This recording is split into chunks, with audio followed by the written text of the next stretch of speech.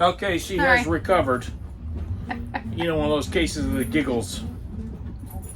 That was very funny, though. You'll see. That was funny. Sorry. Okay, so Southern Boulevard Bridge. Yeah, Southern Boulevard Bridge. Anyway, so we got there and we had to wait like 25 minutes. Fine, no problem whatsoever. So we put it in the hover mode. We cleaned the windows and on the bridge and this and that while we're hovering. And the bridge tender acknowledged us and so forth when we first pulled up and told us the opening time. It was all fine. Everything was fine.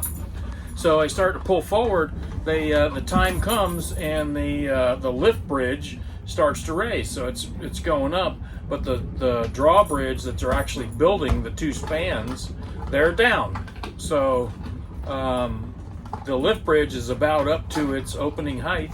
And I asked I get on the radio and I asked the bridge tender what the height is of the spans, because they're not lifting. The spans are not lifting, and they look questionable to me.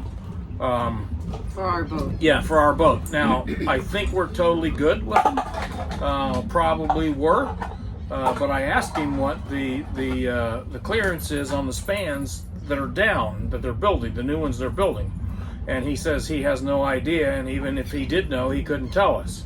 Okay. Well, I realize that sounds ridiculous, but I understand what he's saying. They can't advise you on what the clearance is. You have to make your own decision. However, okay, here comes Rudder with his next Another squeaky toy. Zippy Claw. Zippy Claw.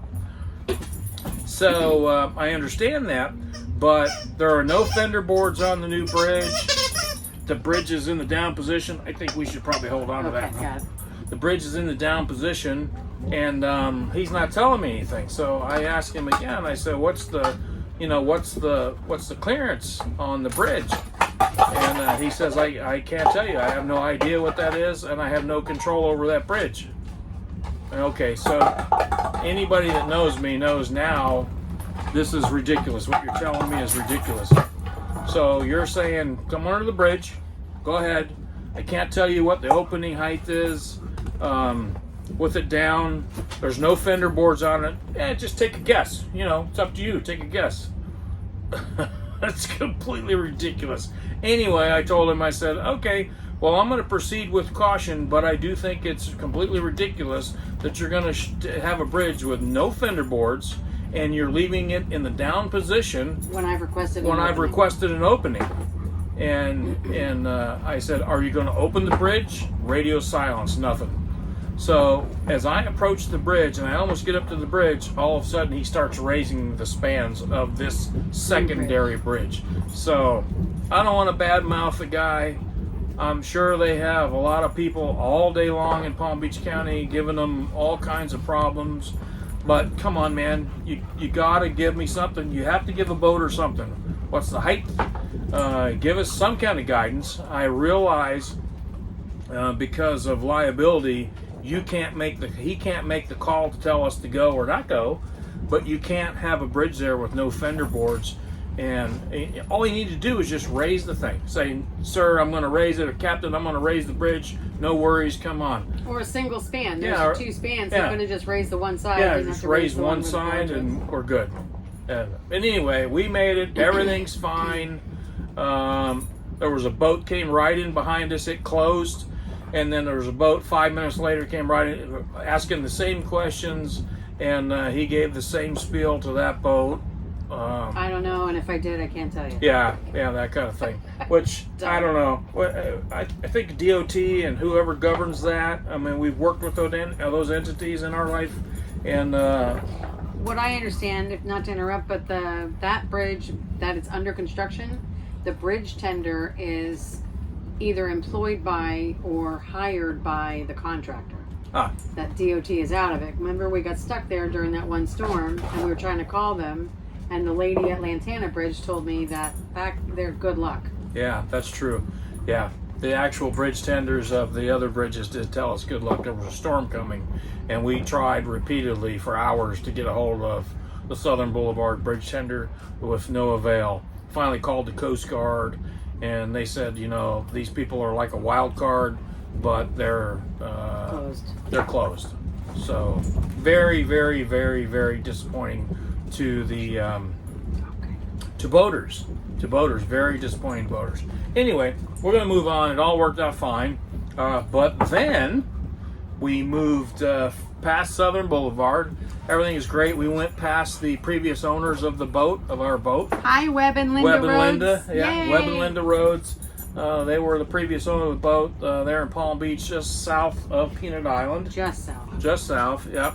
Every time we pass by there, we throw a wave out to them. I don't know that they see us or not. We don't notify them or anything like that. We, in the back of our minds, hope that they see their old boat going by dressed up.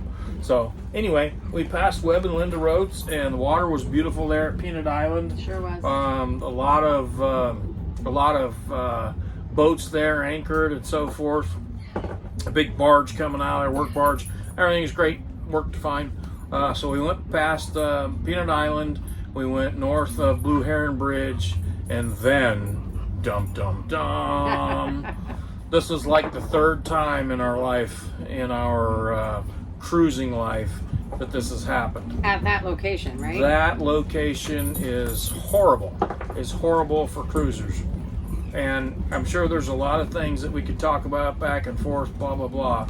But what's happened is the section from there to, I don't really know what it is. You go through a long section, maybe a mile or two north of Blue Heron Boulevard Bridge, and then you cut into what I call the approach to Jupiter, which is very, very south. I think the first bridge is the Parker Bridge that you have to. One. Yeah, it's called the Parker Bridge, and then Donald Ross, PGA, those bridges building up to Jupiter and then north. So here comes a big, and this is always the same story. Here comes a big sportfish, and he's coming at us from the north, headed south. Yeah, and no, he's up on plane. He's going good. And then all of a sudden, he decides that he's going to stop in the middle of the channel and change directions. So the first thing that happened, and it was all fine, I seen him coming, he stops in the channel. There are boats on his starboard side. We're coming up the channel, and right in the center of the channel, he pulls back and stops, and he pivots his boat very nicely. While I continue to go up, I have the right of way. I continue to go up on my starboard side of the channel. I'm going north. Everything's fine. We pass by him. Wendy's getting a little nervous because he's broadside in the channel, but I understand what he's trying to do. He's trying to turn around and go back. So we go up, and we pass him, and all of a sudden he drops behind us, and he decides now that he's going to go, and he just throttles up, and he drops the back end of that. This is like maybe a 45, 48, 50 foot sportfish. 48 Cabo. Yeah. He drops this thing down in the water and launches. Wendy lays on the horn, knowing that this boat is just going to rock our world. And believe me, it does. And they're standing on the back of the boat going like this to us. And I'll tell you, there's not many times I've been that aggravated with another boater. That was a horrible, horrible thing to do to another boat. Called him on the radio. Yeah, we tried to call him on the radio. Of course, they will never answer you. And they're looking at you, and they know what they've done. So, long story short, everything on the bridge, not everything. I'm not going to be like that, but we have herbs on the bridge. They're knocked over. There's soil everywhere. We go downstairs. There is wine bottles on the floor. Tops off. There's wine flowing across the cabin sole. There is just item after item, just everywhere, scattered. I mean, nothing broken. No, there's nothing broken, nothing damaged, nothing broken, but Mayhem. Just mayhem, just in disarray. And the boat's name is Chakalaka, and I'm just gonna say it. I would never call anybody out like that, but I'm gonna. This boat's name is Chakalaka. It's got a baby blue hull, sportfish. Horrible, horrible, horrible captain. Nice boat, terrible person to do that to somebody else. And the mate or passenger or crew or whoever was with them, same thing. They both had the same attitude. couldn't care less about what they had just done to us. And it wasn't like they seen us coming and we seen them coming. They did it right beside us. They knew what was going to happen. They absolutely, positively knew what they were going to do, and they did it anyway. And it's so disappointing. So I'll stop harping on that now. Okay. So then we went north from there and cruised up on the Stewart Inlet. Stewart Inlet was choked down very tight. That's always a shoaling. Yeah, it's right? always a shoaling issue. Anyway, coming out of the ICW going north and going into the crossroads there, they had 2 can markers and they were tightened down to, I don't know what the real measurement is, but it was something probably 60, 80 feet wide. So they wind you up in the intercoastal down, choke you down to get across the crossroads because of all the shoaling there. And then you almost make a U-turn, right? You had to kind of ditch to stay on the right side of the road. Come through these 2 cans. When you come through, then you got to turn hard to starboard to get around your next red and back around. Which, it is what it is. That's nobody's fault of anything other than that's just what we experienced. So that was that. So we proceeded on north. We did have rain, a lot of rain south of there. We had to button up all of our canvas. Again, thanks Paul and Julie. Thank you, Paul and Julie, and Amy. And Canada Larry. Our Canadian friends that built our top. Anyway, we had some substantial rain, and we were able to button everything up and keep right on cruising in sort of a squall, so everything was good there. Mm-hmm. Yep. So, like I said, we got through Stewart and to Jensen Beach, and it was like 3:30 in the afternoon. And from there, we just said, you know what? Let's just keep going. 2 more hours would be in Fort Pierce. And this is our actual destination for probably the next week and a half or so to visit with friends and family. This is where we have spent 30 years. I think I was here for 30 years or 25 years. Yeah, we love Fort Pierce. I went to school here in Fort Pierce, high school. And so anyway, here we are. This is like being home. I would say that all of our family's here, but except Sam. Yeah, and Mom and Dad. My family. Yeah, they're down in Fort Lauderdale. But the only other thing is, when we were coming into Fort Pierce, probably 3 or 4 miles outside of Fort Pierce, we seen something floating in the water, and it was a dead sea turtle, which is always a bummer to see anything like that. Manatee, sea turtle. So it's maybe an 18-inch, 24-inch size sea turtle. And what was very disappointing about that was we pulled right up beside it. It was floating, and it had blue bottom paint on its shell, on its back. So we knew that it had been struck by a boat, high speed. Mm-hmm. So that's always a bummer. Anyway, Wendy phoned FWC and notified them, which is always a good thing to do when you have something like that happening. And they appreciated it. They were going to send, I think they were going to send somebody out and try to locate the turtle. We gave them specific information as to where it was. So anyway, here we are in Fort Pierce, anchored behind Chuck's Steakhouse Seafood. Been here forever on the island. Chuck's has.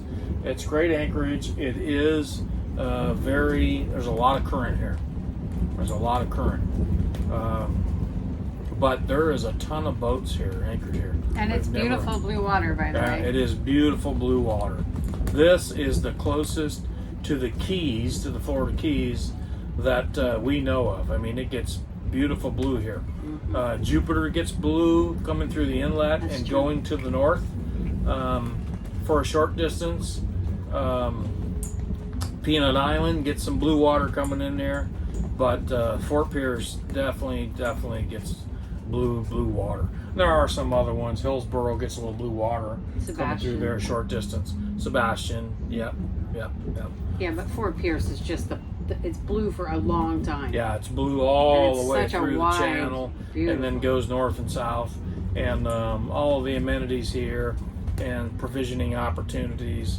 And it's probably just that it's familiar too. But yeah, Yeah. It's just a cool little crusty town. Don't tell anybody. Shh. Yeah. Too late. I know. Secret's There's out. a lot of boats here.